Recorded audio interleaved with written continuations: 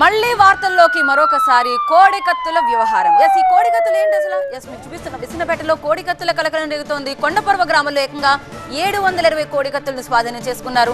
Rules ఉల్లంఘించి కోడి పందాలు నిర్వహిస్తే కఠిన చర్యలు తప్పవంటున్నారు. గతంలో పట్టుబడ్డ వాళ్లపై నిఘా పెట్టారు పోలీసులు.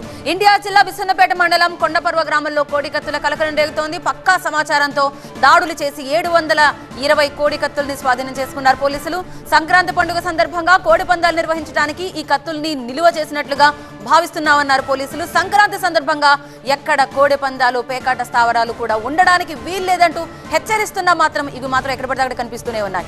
నిఘా పెట్టి నిరంతరం దాడులు చేస్తున్నామన్నారు సిఐ ఎస్కే అబ్దుల్ నబీ. సంక్రాంతి ముసుగులో కొంతమంది వ్యక్తులు జూదాలకు పాల్పడటం అలాగే కోడి పందాలు నిర్వహించడం జరుగుతున్నట్టు సమాచారం ఉంది.